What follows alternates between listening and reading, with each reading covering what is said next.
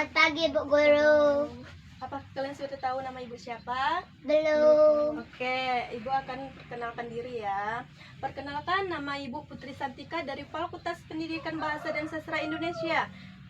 Ibu melanjutkan pendidikan perkuliah tinggi, perguruan tinggi di Universitas Muhammadiyah Kota Bumi. Berdirinya ibu di sini ingin menyelesaikan tugas tentang keterampilan menyimak. Sebelum kita memulai pembelajaran, kita berdoa dulu ya anak-anak. Ya, Bu Guru. Siapa yang jadi ketua doanya? Saya jalan. Ya, cepat. Bismillahirrahmanirrahim. Wabillahi rabbah, wabilla islami dinna, wabil muhammadin rasulullah. Warzuqni farma Assalamualaikum warahmatullahi wabarakatuh. Waalaikumsalam warahmatullahi wabarakatuh. Kita mulai pembelajarannya anak-anak. Tugas kalian hanya untuk menyimak atau mendengarkan apa yang ibu ceritakan. Di sini ibu ingin menceritakan sebuah dongeng tentang maling kundang. Dengarkan ya anak-anak. Zaman dahulu kala ada sebuah cerita di sebuah perkampungan nelayan pantai air manis di Padang, Sumatera Barat.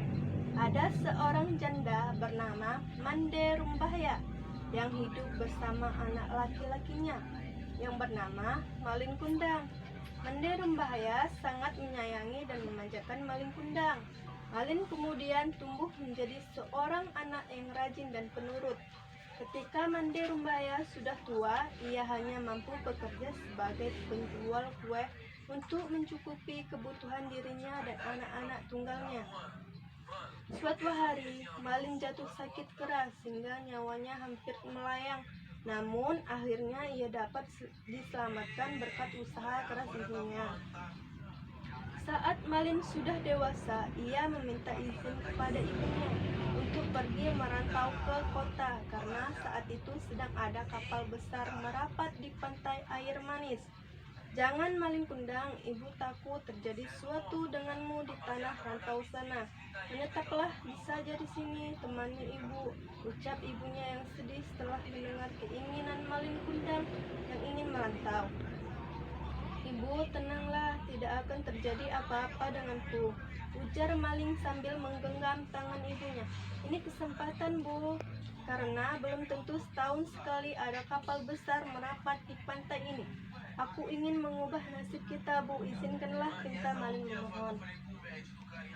Baiklah, ibu izinkan, cepatlah kembali, ibu akan selalu menunggumu, nak, kata ibunya sambil menangis. Meski dengan berat hati, akhirnya Mande Rumbahaya mengizinkan Malin untuk pergi.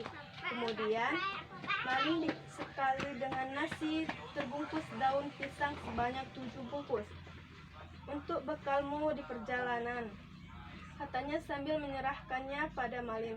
Setelah itu, Malin Kundang berangkat ke tanah rantau.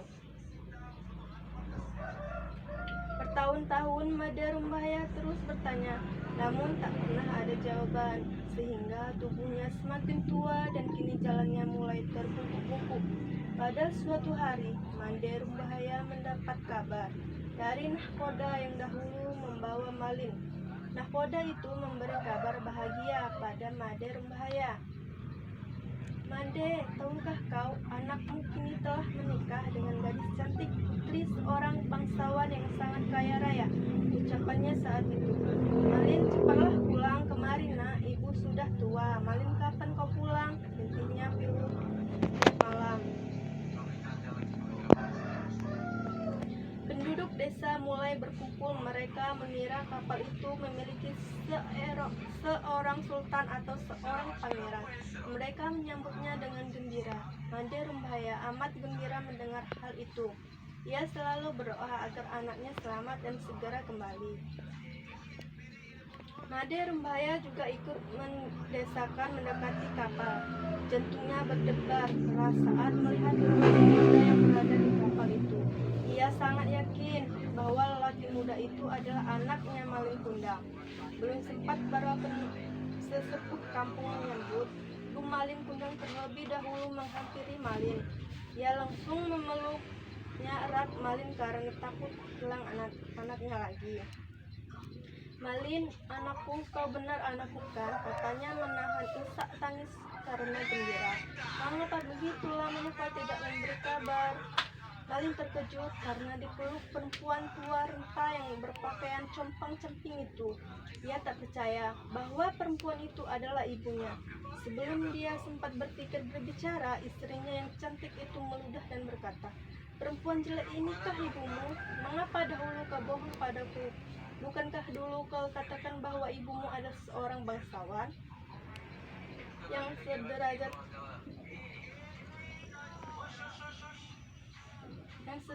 denganku?" Mendengar kata-kata pedas istrinya, Malin Kundang langsung mendorong ibunya hingga terguling ke pasir. "Perempuan gila, aku bukanlah anakmu," ucapnya kasar.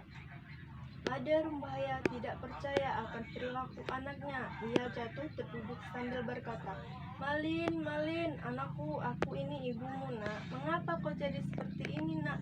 Malin Kundang tidak mempedulikan perkataan ibunya.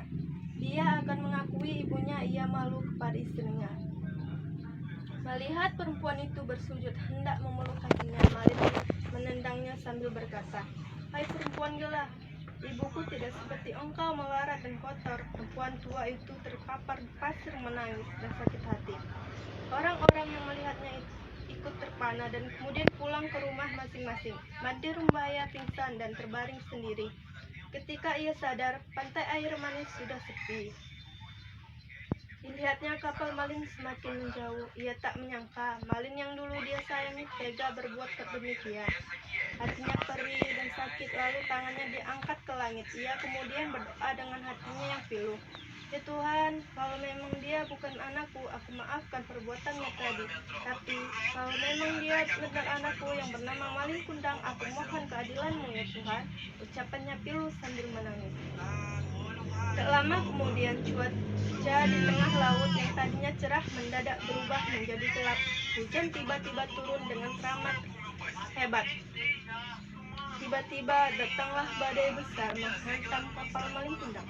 Lalu sembaran petir yang menggelar saat itu juga kapal hancur berkeping-keping. Kemudian terbawa ombak hingga ke pantai. Esok saat matahari pagi muncul di ufuk timur, badai telah reda. Di pinggir pantai terlihat kepingnya kapal yang telah menjadi batu. Itulah kapal Malin Kundang, tampak sebongkah batu yang menyerupai tubuh manusia. Itulah tubuh Malin Kundang, anak durhaka yang dikutuk ibunya menjadi batu karena telah durhaka.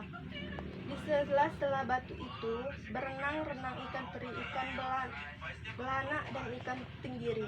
Konon ikan itu berasal dari serpihan tubuh sang istri yang terus mencari Malin Kundang. Kisah legenda Malin Kundang ini memiliki pesan yang dapat diambil si kecil, yaitu sayangi kedua orang tuamu saat susah dan senang, dan jangan melupakan jasa orang tuamu yang telah menyayangi